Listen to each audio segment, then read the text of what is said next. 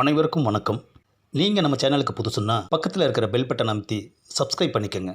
தொடர்ந்து எல்லா வீடியோக்களையும் நீங்கள் பார்க்கலாம்.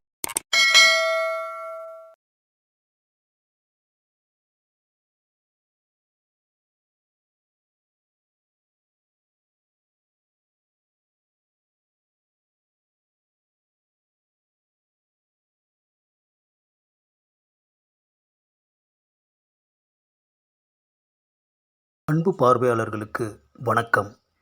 மூளை ஒரு கம்ப்யூட்டர். இது என்னுடைய 23வது நூலாகும். இந்நூலை நான் மட்டும் எழுதவில்லை. திரு ஜே. ஜான் துரைராஜ் என்பவரும் நானும் இணைந்து ஒரு பக்க கட்டுரைகள் தொகுப்பாக இந்த நூலை எழுதியிருக்கிறோம். இந்த நூல் எஸ். பாரி அவர்களின் அனிதா பதிப்பகத்தின் மூலம் வெளிவந்தது. எதை தின்றால் பித்தம் தெளியும் என்பது போல எதை எழுதினால் நூலாக வெளிவரும் என்று தேர்ந்தெடுத்து எழுதி கொண்டே இருந்தேன். இந்த நூலில் அறிவு சார்ந்த கட்டுரைகள் நிறையவே உள்ளது. மற்றொரு படைப்பாளருடன் சேர்ந்து நான் எழுதிய ஒரே ஒரு நூல் இந்த மூளை ஒரு கம்ப்யூட்டர் தான். இந்த தொகுப்பில் மொத்தம் 64 கட்டுரைகள் இடம்பெற்றுள்ளது. சிறுகதை, நாவல், சிறுவர் சிறுகதை, சிறுவர் நாடகங்கள், கவிதை, இப்படி மாறி மாறி எழுதி கொண்டே இருந்தேன். நான் வாழ்ந்தேனோ இல்லையோ, ஆனால் எழுதினேன். யார் கேட்டாலும் இப்படித்தான் சொல்வேன். நான் இத்தனை நூல்கள் எழுதியிருக்கிறேன் என்று சொன்னால் சட்டென்று யாரும் நம்ப மாட்டார்கள். அதே சமயம் இதுவரை வழியே சென்று நானே ஒருவரிடம் நான் இவ்வளவு நூல் எழுதியிருக்கிறேன் என்று சொன்னது கிடையாது. எனக்கு தம்பட்டமும் பிடிக்காது, தற்பெருமையும் பிடிக்காது. நான் எழுதிய அனைத்து நூல்களுக்கும் நூலக ஆணை கிடைத்ததால் என் எழுத்துக்களுக்கு நல்ல வரவேற்பு இருந்தது.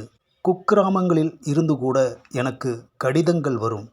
அவற்றையெல்லாம் பார்க்கும்போது மனதுக்கு அவ்வளவு மகிழ்ச்சியாக இருக்கும். நானும் உடனடியாக அவர்களுக்கு பதில் எழுதுவேன். நூல்கள் எழுதியதன் மூலம்தான் எனக்கு நிறைய படைப்பாளிகள், கவிஞர்கள் அறிமுகமானார்கள். சென்னை வானொலி, சென்னை தூர்தர்ஷன் பதிப்பகம், அதன் பிறகு பத்திரிகை, இப்படி அடுத்தடுத்த கட்டத்திற்கு நகர்ந்து பின்னர் பத்திரிகையில் முழுநேர பணியாளன் ஆகினேன். நீ வருவாயென நம்பிக்கையோடு எதிர்பார்த்து விண்ணுக்கும் மண்ணுக்கும் ஓர் ஆச்சரியத்தை உண்டு பண்ணி காதல் கோட்டையின் நாயகியை கைப்பிடித்து துளியும் அன்பு மாறாமல் காதலுடன் வாழ்ந்து வரும் தேவயானி ராஜகுமாரன் தம்பதியரை சந்தித்து அவர்களின் திருமண வாழ்க்கை அனுபவங்கள் குறித்து நேர்காணல் செய்ததிலிருந்து உங்களுக்காக. ஒவ்வொரு ஆணுக்கும் திருமணம் முடிந்து மனைவி வீட்டுக்கு வந்துவிட்டால் அதிர்ஷ்டம் என்பார்கள். ஆனால் இயக்குனர் ராஜகுமாரன் அவர்களுக்கு அதிர்ஷ்டமே மனைவியாக கிடைத்திருக்கிறது. தேவயானியின் மனதுக்கு என்னை பிடித்து போனது. அதனால் அவர் என்னை ஏற்றுக்கொண்டார்.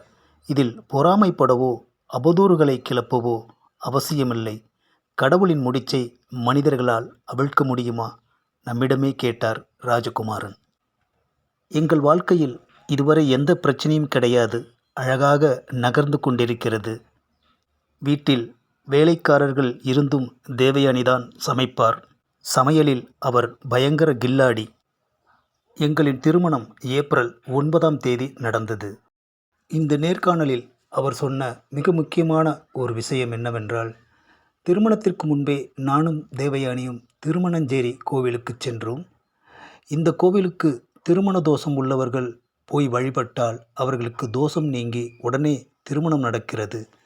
கன்னிப்பெண்களுக்கு இறைவன் கழுத்தில் கிடக்கும் மாலையை கழட்டி கொடுத்து கழுத்தில் போட்டுக்கொள்ளச் சொல்வார்கள். ஆண்களுக்கு அம்பாள் கழுத்தில் கிடக்கும் மாலையை கழட்டி கொடுத்து போட்டுக்கொள்ளச் சொல்வார்கள்.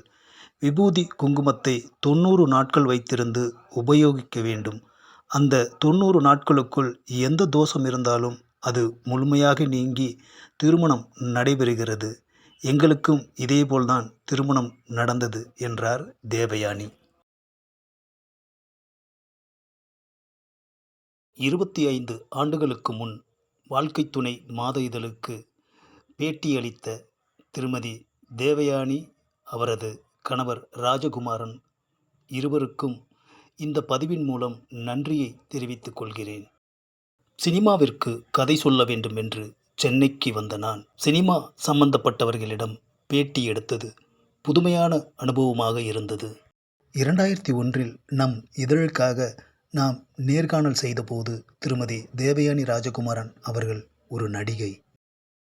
நடிகையாக அறியப்பட்ட திருமதி தேவயானி ராஜகுமாரன் அவர்கள் தற்போது இயக்குனர் அவதாரம் எடுத்துள்ளார்.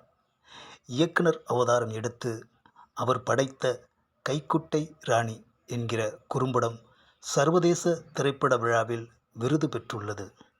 ஜெய்ப்பூரில் நடைபெற்ற விழாவில் சிறந்த குழந்தைகள் திரைப்படமாக தேர்வு செய்யப்பட்டிருக்கிறது. இந்த குறும்படத்திற்கு இன்னொரு மிகப்பெரிய விருது என்னவென்றால் இசைஞானி இளையராஜா அவர்களின் இசை. 2001 நம் இதழுக்காக நாம் நேர்காணல் செய்தபோது திருமதி தேவயானி ராஜகுமாரன் அவர்கள் ஒரு நடிகை. 2025 இன்று அவர் ஒரு இயக்குனர். அவரது கடும் முயற்சிக்கும் வளர்ச்சிக்கும் நம் வாழ்த்துக்கள்.